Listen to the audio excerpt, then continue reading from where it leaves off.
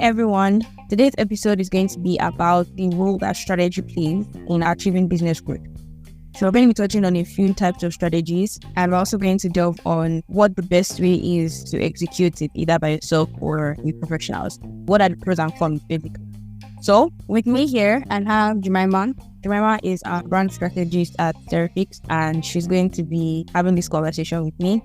So let's kick this off with brand strategy. I'll throw this question to you, Jemima. So what exactly is brand strategy? Okay, so hi guys. So in simple terms, your brand strategy is basically defining who you are as a business or as a brand. It's basically transforming your business from just something that is to make money to something that is bigger. Going how it affects people's life, your purpose for being, apart from making money. Because every business has to make money, but you have to identify your purpose for being. So that's what we're doing in brand strategy. We identify your purpose, what your mission is, who your brand should be in society or as a person, basically. Yeah, I would like to also add brand strategy also touches on every other aspect. So like data analysis, you being able to stand out amongst other players in the market.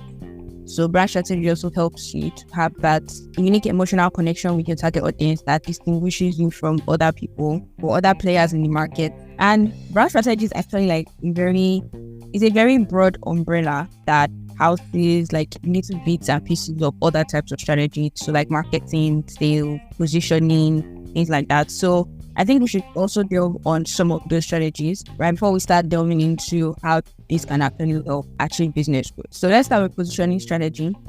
Positioning strategy mainly is how exactly you want to position yourself in the market based off of different factors. So you have price, you have brand, you also have quality. So those key factors, how exactly do you want to position yourself in space? So are you going to be a brand that is selling luxurious items that can only be bought by the elites, like luxury cars and luxury bags and all that? I mean, that's like a position in the market that not everyone can fit in as a business, but some people occupy that space and they are doing well. While you have the ones that are more affordable and actually thrive on the fact that they can sell in lot every single day because of how cheap they are. So the way positioning strategy works is not like one side of the spectrum is bad or the other side is not so great or the middle is like bad or anything. It's just more of like, where am I going to position myself to focus my strength on? And then that actually helps to develop your products, your marketing style, what your brand would look like, and all of that. Do you want to add something, Jemima? Not necessarily, but I believe like for you to market properly and actually get to your target audience, it's very, very, very important for you to determine what your position is in the market. And it's something that you have to be realistic about. So if you want to compete with luxury brands are very they're already established. So there are specific things they do that makes them luxury. And so you have to put in that effort to make sure that, I'm doing the same thing. If you are positioning yourself as a mid-rate brand, something that people can always get, like it's not that expensive.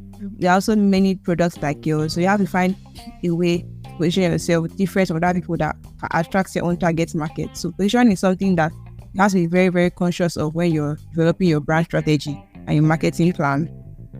Yeah, that brings us to marketing strategy. So marketing strategy is also something that always comes up during brand strategy. And we've had brand strategy section together where some ideas for marketing come up. Marketing strategy is different from marketing plan. So the strategy is usually like the big idea or, how exactly I'm going to get these customers. So now I understand my brand and I know where I'm training the market. So how exactly do I now get the customers? Right. So a marketing strategy, when you figured out, this is the unique plan that I have for my marketing, right? So how exactly can I execute it? So that's when you now start looking of like launching campaigns, ad videos, social media content strategy, content planning, sales as well. So usually sales strategy will come under marketing, mainly because your marketing is like, I want people to consistently know about my business. I want them to know about what I do, consistently see me all the time, so that when they actually need what I'm offering, they will remember me. And when they do remember me, I need to convert them into paying customers. So that's where sales strategy comes in. So what's your plan and what's your process to getting these people from being just aware about trusty brand and being ready to actually give you that money? So there are lots of different activities that go on, and most of this is actually psychological, because I don't want to use the word messing with the mind of customers, but it's just more of like convincing them that yes, you're actually worth getting like their funds to help them solve whatever problems that your business is solving. So basically, there's that direct link from the brand strategy down all the way to sales and getting customers. Then one thing that we haven't talked about is launching. So I like to group launch strategies into two. So we have the brand launch or a rebrand launch and then product launches. Because in my opinion, I think it's not necessarily like you just launch your brand and then that's just it. Every single product that you release should always be launched in a strategic way in order for you to drive the most traffic. So I actually have some like real life examples of this, but I'll hear your thoughts, Jemima, on launch strategies. Okay, I understand what you mean by grouping them into two, brand launch and product launches. Not saying more important, but I think your brand launch is something that you should take very seriously. So because it's basically you introducing yourself or your business to the world, basically first step forward you put out. And the amount, like more intentional you are with your brand launch, kind of set the stage for any product you're launching for your brand. Basically, so that's what I think about that. So I want to give an illustration. So there's this influencer, her name is Dara Taylor. I want to give this illustration because I literally followed her launch and I jotted down things and I actually took down notes.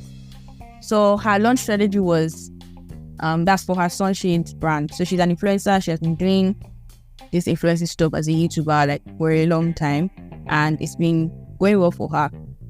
She has worked with brands, stuff like that. And she decided that, she's a sunshade person, like she's a shades person. So she said, let me launch my own shades brand.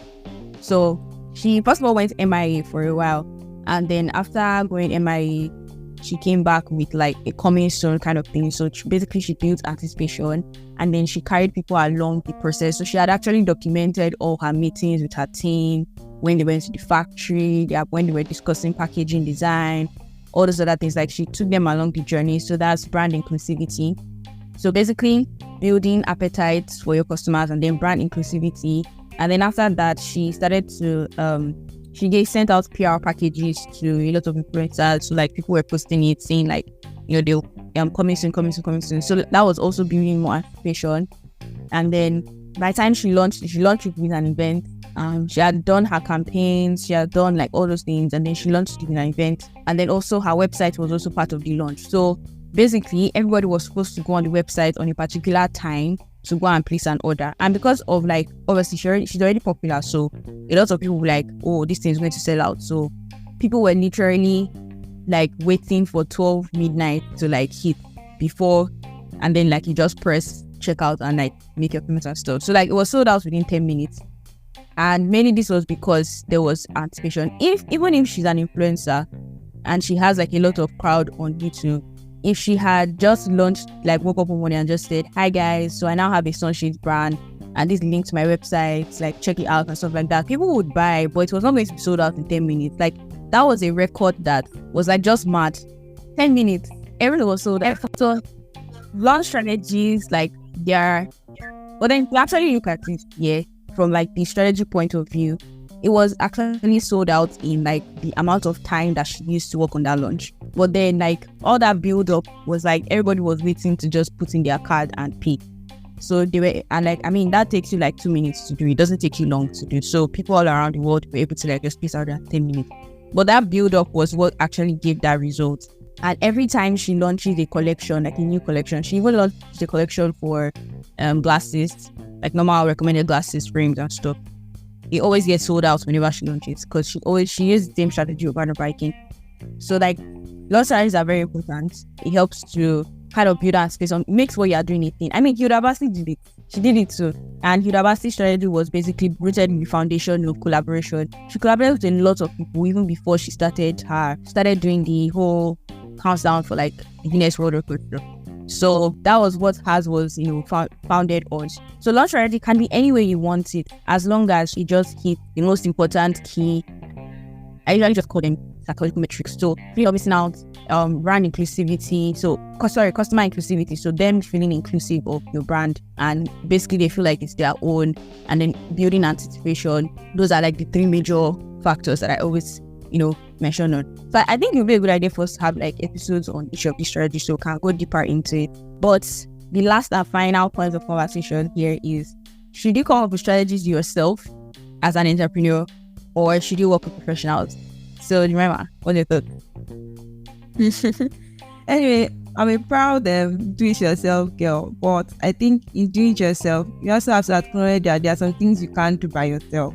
Now, I'm not saying that you can't come up with strategies that help your business yourself, but I think at any point you just have to reach out to a professional because they have more expertise on the area and they can guide you better into doing what's better for your brand. So I'm kind of 50-50 on the opinion, but I feel like everybody has to have a realization that professionals are there for a reason and the reason why they are called professionals. So in as much as I support doing it yourself, there's only so much you can do by yourself because you are not really an expert in that field of knowledge or in that place. So you can come up with ideas for yourself, doesn't be for in the meantime, but you have to know when to say, oh, I need somebody else with fresh eyes and probably a track record that does something these days, or this is what this person does to help me out in my business. So I think that's my opinion on that. So what happens to the people that can't afford it? Yeah, that's what I was saying. Can't afford it. Like, to be honest, I understand, like, especially if in Nigeria, and running a small business in Nigeria, it can be quite difficult because you don't have as much capital, as much limit to do anything you want with money because of the way our economy is set up. So I think for those people, I think I would advise that you do it yourself. But in doing it yourself, you have to know how to do it yourself, like the correct ways. There are people and there are resources that are available for you to do it yourself on the internet. That's why we trust the internet. The internet is a great resource. There are also people that guide you through the process of like coming up with strategies for your brand. So yeah, that's available to you. Yeah, so I think in light of a small business now working on strategy and stuff, we're actually creating a small guide. Basically, it's more of like a question and answer type thing to help you to come up with like the basics of the strategies that you actually need to put in place for your business. And then also a guide for launching as well, launch strategies for your product. So this particular guide is coming soon. So there's a wait list for it, and there are free gifts for people on the wait list. So you can check the description of this episode or the link to subscribe and join the wait list. So that's actually one thing that I would say. If you're going to execute strategies yourself, always have a guide, even if you don't have a professional doing it for you. So there are 3 levels to all this. There's do it yourself, there's done with you, and then there's done for you. So done for you is like the most expensive. Usually you work with an agency like ours here, and then like everything is done for you. And then there's done with you, where someone guides you. So it's more of like a mentorship type thing. Someone guides you on like, okay, move your mouse like this, type this one, do this one. And then there's do it yourself. But then for do it yourself, you still definitely need like some certain principles on ground. And the internet is saturated, like Jemima here said. So this particular guide will help you straight to the point to figure that out. And yes, it's going to be very affordable, like going to be 4 figures. Because we're even talking about is how like agencies charge as high as like 5 million naira for strategy. So yeah, we definitely understand that as a small business now, it's quite difficult, to come up with these things. But one thing is, even if you start and you do this thing by yourself or with guide, in the long run, when your business actually has gotten money, don't be stingy. I don't feel too comfortable in the position that you are in. There are lots of businesses today that feel so comfortable because like they're having constant income every day. And for some reason, they're just so comfortable that they don't want to take any more risk to like scale up. So when you reach a certain point where your revenue stream is a bit constant, take that bold step to actually do things that would help you to scale your business further. And then at that point is when I would advise that you actually start getting to work with professionals. Like at that point, you should not even be going for any other option than to work with professionals. So yeah, is that all from us, Jemima? That's all from us. Yeah. So I hope you guys learned something new today. We're going to be ending this episode here, and I want you guys to share this to your friends, your entrepreneur friends. Also subscribe to our podcast, and we'll be seeing you guys in the next episode. Bye.